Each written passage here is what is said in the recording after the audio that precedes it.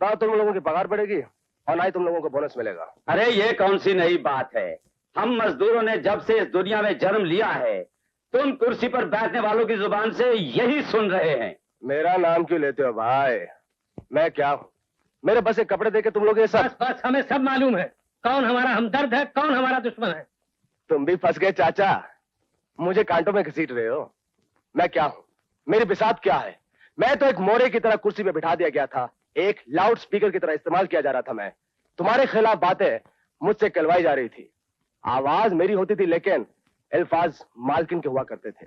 मैं एक कठपुतली की तरह था जिसकी डोरी मालकिन के हाथ में थी, जो जब जी चाहे जैसे चाहे घुमा देती थी और मैं घूम जाया करता था। असलियत जानना चाहते हो तो सुनो। तुम्हारा हीरो राम तुम लोगों की हमदर्दियों में बड़ी गर्मी दिखाया करता था शादी से पहले। अब क्या हुआ? शादी के बाद क्या हुआ? वो गर्मी, वो आवाज कहां गई? है कोई जवाब तुम लोगों के पास? रवि बाबू ठीक कह रहे हैं। अब आगे सुनो। सीता ने मुझे ठुकरा कर राम से शादी क्यों की? है कोई जवाब तुम लोगों के पास? अरे भाई मैं तुमसे पूछता हूं, है कोई जवाब? बताओ। अरे भाई ये बहुत गहरी चाल है। This is called politics in business. Ram मजदूर यूनियन का लीडर है, सारे मजदूर उसकी मुट्ठी में है। तो सीता ने सोचा कि अगर वो राम से शादी कर लेगी तो सारे मजदूर उसकी मुट्ठी में आ जाएंगे। अच्छा, आप लोग सीता देवी के ऑफिस गए थे? हाँ गए थे। किस सिलसिले में? अपने बोनस के बारे में पूछने के लिए। और वहाँ कीड़े खाए हुए बैगनों की बातें होती रही। कीड़े खाए हुए बैंगनों का बोनस से क्या संबंध है? एनीवे, और क्या बात हुई? मुर्गी के बारे में। शाबाश शाबाश शाबाश मेरे भाई। बात करने गए थे बोनस की और जिक्र लेके बैठ गए मुर्गी का। अच्छा बताओ, सीता देवी ने कुछ पगार बढ़ाने की बात की थी?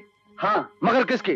तुम लोगों की नहीं, राम की। मगर राम ने तो पगार बढ़ाने से इनकार किया है। हाँ, यस यस, यही तो चाह रहा हूं मेरे भाई। करोड़पति बीवी का शोहर 200 रुपया महीना पगार बढ़ाकर क्या करेगा? हाँ, क्या करेगा? अरे भाई मैं तो कहता हूं कि राम को तो पगार की जरूरत ही नहीं।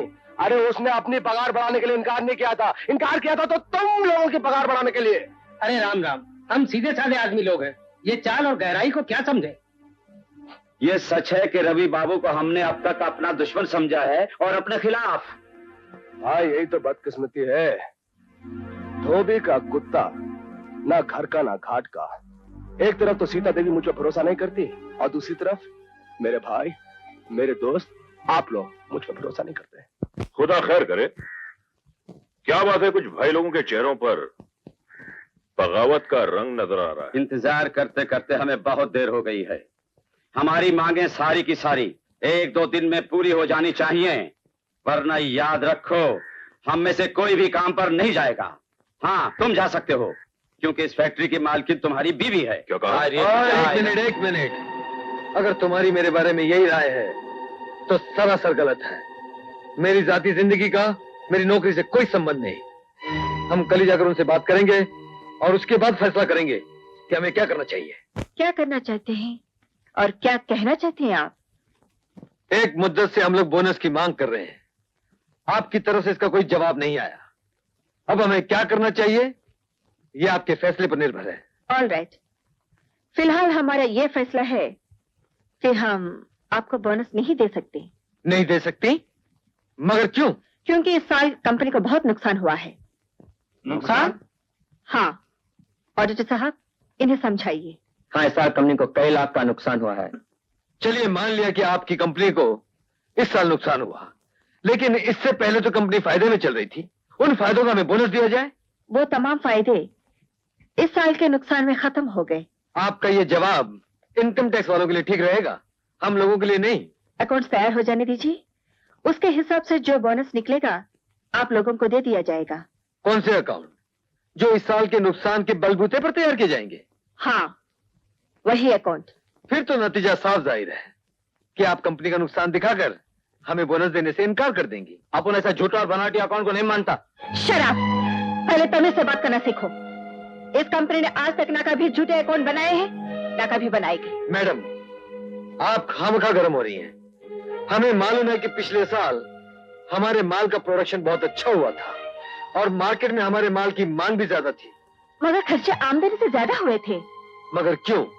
कौन जिम्मेदार है उनका? माना कि आपने अकाउंट में कोई गोलमाल नहीं किया, लेकिन अकाउंट में गोलमाल हुआ जरूर है, ये तो आपको मानना पड़ेगा।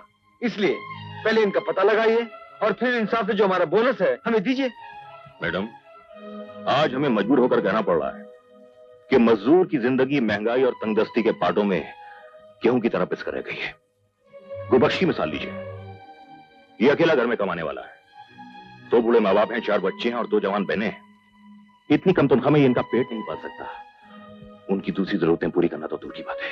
तो क्या आपका मतलब है कि यहाँ आप काम अकेले करेंगे और तनख्वाह हम आपके पूरे घर वालों को देंगे? नहीं, तनख्वाह मत दीजिए, मगर प्यार से हमारे सर पर हाथ रख दीजिए। हमारे दुख देखिए, हमारे घरों में आंसुओं का सैलाब देखिए। मुझे आप लोगों के दुख और आंसुओं से कुछ लेना देना नहीं। तनख्वाह आपको आपके काम की मिलेगी, समस्याओं की नहीं। That's all।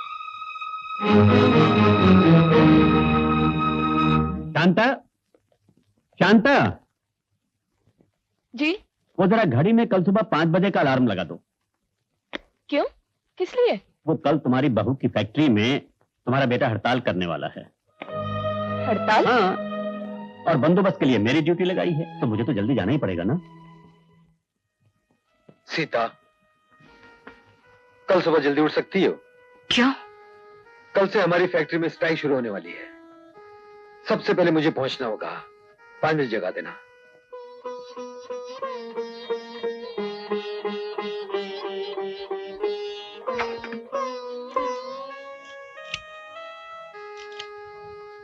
Hello, this is 6141-314। सुबह 4:30 बजे का अलार्म लगा दीजिए।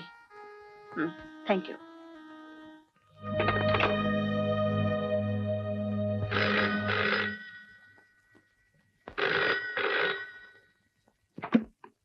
Hello, yes, thank you.